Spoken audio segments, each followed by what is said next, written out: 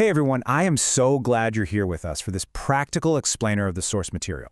Look, today we are not just going to sit around talking about high-level theory. We're actually doing a hands-on workshop. We're going to look at exactly how to take the things that go totally wrong in our lives and literally mechanically transform them into the very material we use to move forward. So, grab a pen and paper, get comfortable, and let's get ready to do some work. Right off the bat, I want you to picture a recent setback in your own life. Maybe it was a huge career move that completely fell through, a project that was just abruptly canceled by leadership, or, getting a rejection for a role you were absolutely certain you were perfect for. What do you do in that exact moment when the door just slams shut in your face? Usually, the knee-jerk reaction is frustration, right? Anger, or just this crushing feeling of wasted time. But today, we are going to completely rewire that response. So here is our syllabus for today's workshop. We're going to start with the paradigm shift, then I'll give you a super fast 3-step redirection move. After that, we'll dive straight into unblocking your specific path, mastering a mental safety net called the reserve clause, and finally, we'll fix some of the common mistakes people make when they try to apply this stuff. Okay, let's dive into section 1, the paradigm shift. We need to completely rethink the roadblock. This right here is one of the most striking and honestly powerful images from the Stoic philosopher Marcus Aurelius. He basically observed that the mind adapts to whatever blocks its path and actually turns that block into the work itself. Think about a roaring fire for a second. When you throw a massive log onto it, the fire doesn't reject it, right? It doesn't get discouraged. It consumes the log. It uses the obstacle as absolute fuel to burn brighter and grow hotter. When something blocks your intended action, that block is not the end of your action. It's actually just the brand new material your character gets to work with. Now notice the sharp contrast we've got here.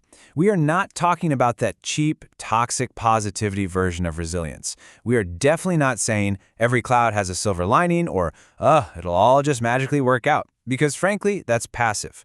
Marcus Aurelius is making a much sharper, deeply useful claim here. A blocked path is actually just information. It's a data point. It's telling you that your old move is officially off the table, and it literally forces you to find the next available move. And that brings us to the core definition.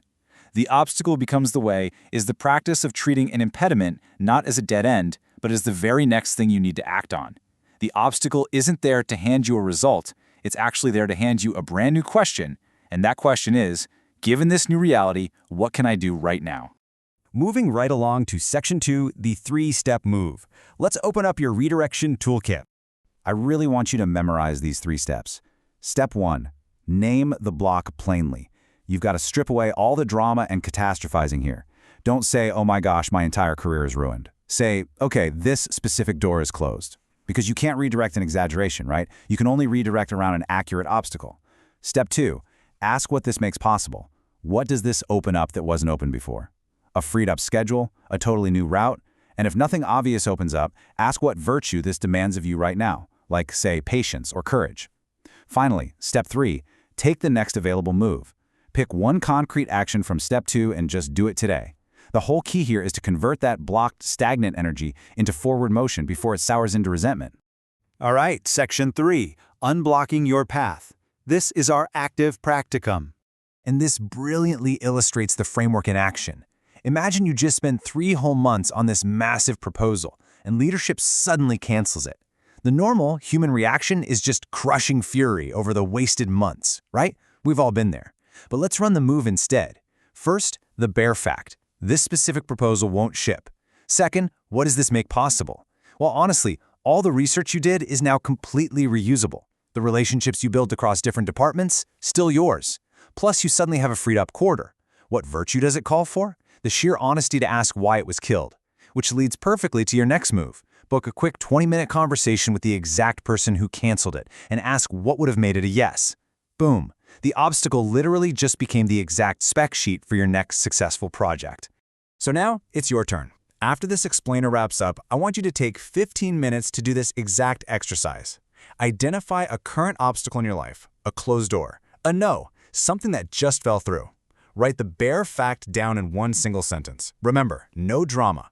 Then list 3 specific actions this obstacle now makes possible or necessary. And I mean actions, not feelings. Circle one of them to execute in the next 48 hours and immediately put it on your calendar. This is exactly how you take back control. Let's jump to Section 4, the reserve clause. This is your mental safety net. So, to pursue truly audacious goals without being completely wrecked when they inevitably get blocked sometimes, the Stoics use this brilliant little tool called the reserve clause. It means you commit fully to your aim, but you silently add to yourself if nothing prevents it. You pour intense, absolutely real effort into the attempt, but you hold the outcome very, very loosely. Why? Because the outcome was honestly never fully in your control to begin with. When you operate this way, a blocked result doesn't shatter you. It just seamlessly redirects your effort to the next thing that actually is in your power. I highly, highly recommend adopting this exact phrase. Whenever you set your next aim, literally say this out loud to yourself. I'll give this everything and I'll be ready to redirect if it's blocked. That single sentence is the absolute difference between experiencing a temporary setback and suffering a total emotional collapse. It totally prepares your mind for adaptability before the block even happens. And finally, Section 5, Fixing Mistakes. Let's look at some common pitfalls. Of course, applying this in the real world takes a bit of practice, so let's quickly troubleshoot 3 common pitfalls. Mistake number 1 is turning this philosophy into a cheap platitude. People tend to think everything happens for a reason is the lesson here. It isn't. That mindset just makes you wait passively for the universe to magically reveal some hidden gift to you. But the fix is realizing that the obstacle does not give you anything. You have to actively extract the next move from it yourself. You literally must force the block to yield your next action. Now, mistake number 2 happens a lot with the reserve clause. Some people here hold the outcome loosely, and they use it as an excuse to, quietly stop trying quite so hard, just so failure won't sting as much. Half committing just feels safer. But the fix here is recognizing that the reserve clause only governs your attachment to the final result. It absolutely does not govern your effort. You've got to commit fully to the work while accepting the reality of the outcome fully, both at the exact same time. And the third mistake is trying to redirect before you've actually accepted the loss. If you rush to ask, okay, what's my next move, while you're secretly still super angry and fighting the fact that the door closed, you're just going to keep relitigating the loss in your head. The fix is super simple. You have to meet the bare fact as it is first. Accept it entirely. Only then can you successfully redirect your energy. If you only take away one single thing from our workshop today, please let it be this. When the path is blocked, that block is your new path. It is your new material. The only question that matters from that exact point forward is, given this, what's my next move? I want to leave you with this final thought as you go to complete your 15-minute exercise. Look at the new actions you map out for yourself and really ask, which of these actions would never have even occurred to me if my original path hadn't been blocked? Because when you find that action, you have found the exact moment where the obstacle truly becomes the way. Thank you so much for joining me for this explainer. Now go tackle that closed door. You've got this.